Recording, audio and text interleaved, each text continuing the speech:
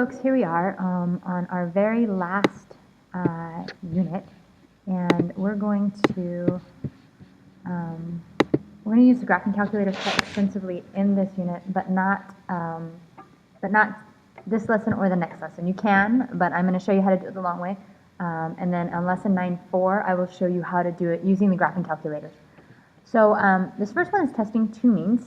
If we have a large sample, that's usually the easiest way to achieve the desired result or to find the test that you want is to use a large sample, meaning that you have 30 or more data points from each sample. This particular lesson is going to go into what happens when you have two means from different samples. So let's say you want to test the difference between the senior girls' grades and the senior boys' grades. Okay, so those are two different means from that you're trying to compare. So this one we're comparing basically any two populations to each other. So so first of all, there's two things that you need to make sure that are certain before you can run this test. The first one is they must be independent of each other. Okay, so there can't be any overlap between the two samples.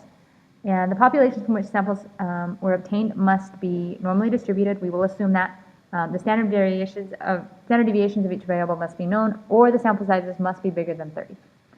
This is the formula. I'm going to actually change the formula just a little bit. It's not quite as difficult as that.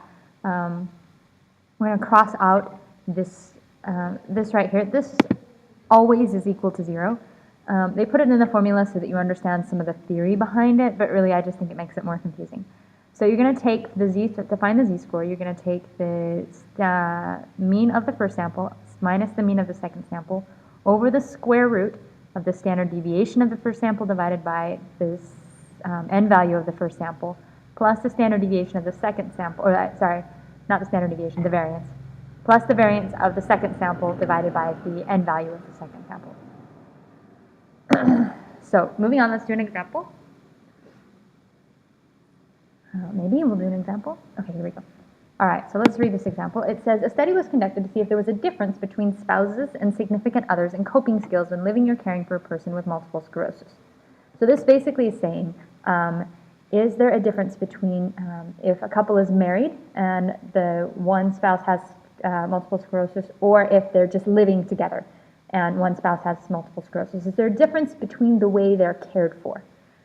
The skills were measured in a questionnaire responses. The results of the two groups are given in one factor, ambivalence, sorry, sometimes I can't pronounce the words either. At alpha equals 0.1, is there a difference between the means of the two groups? So we're going to start by setting up our hypotheses, just like every other time. Okay, that's the very first step that we will do, is we'll set up our hypotheses. Maybe I will do it in just a moment. Okay. Seems like I was a little slow when I was typing. There we go. Okay, so the hypothesis is that they are equal to each other, the null hypothesis. The alternative hypothesis is that they are not equal to each other. Okay, our critical value by looking in the chart at alpha equals 0.10 for a two-tail test is 1.65. We calculate the z-score. 2 minus 1.7 over the square root of the standard deviation of the first one squared, so 0.6 squared, over the n value of the first group, which was spouses, 120, plus the standard deviation of the second squared, 0.7 squared, over, oh, I wrote that down wrong. That should be 30, this should be 34. Okay, this number is going to be correct because I copied it from the book, but I wrote this down wrong, I apologize. The n2 should be 34. We do reject, and our conclusion is there is a significant difference between types of caregivers. So, and you just need to say something like that. You could talk about there's a significant difference between spouses and significant others, or you could just say between types of caregivers. You have to use words from the problem, though.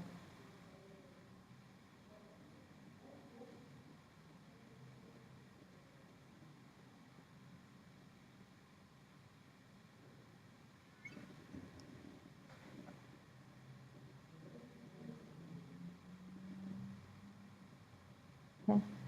This is your practice problem. Go ahead and try the practice problem first, and then we'll go over the solution together.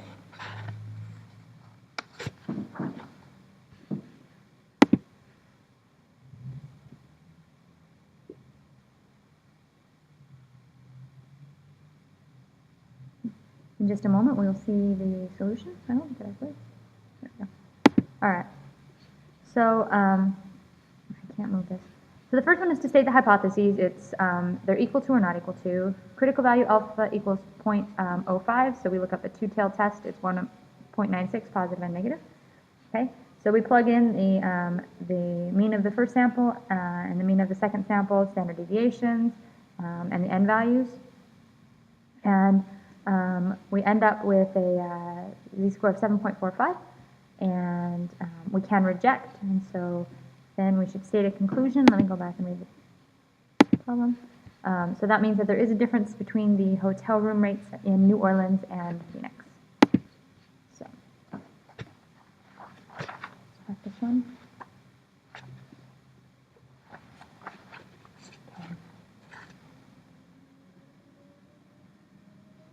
All right, example 2. Okay, creating confidence intervals. All right, these are just more complex equations, but really there's no difference between this and creating a confidence interval for the normal, what we did before, except for your formulas are going to look different. So just as long as you can plug into a formula, you will be just fine. So the difference between the two means is 0.4. So we figured this out first. So 0.4 minus 1.96, and then we're just plugging in numbers. I'm not going to read all the numbers, all right? But we're plugging the numbers into this formula. The standard deviation of the first sample over the n value of the first sample, standard deviation of the second one over the n value of the second one is less than mu1 minus mu2. And then again, the difference the same. This is why we calculated this first, so we didn't have to do it more than once. 0.4 plus 1.96 times this, again, the exact same thing we just plugged in here. This is a bunch of numbers in a formula.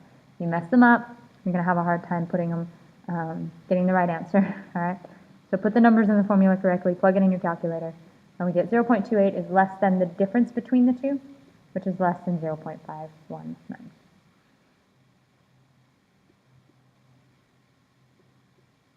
Now, practice 2 problem, okay? You need to go back to the practice 1, which is when it says example 9.1, it's practice 1, and grab the data there and get a confidence interval for that one. Okay, and then this is the solution. So again, all we did was plug into this formula and end up with 5.76 is less than the difference between the means, which is less than 9.86. We're not going to worry about rejecting or accepting based on confidence intervals. I don't want you to worry about that yet. So, and that's the end. Thank you.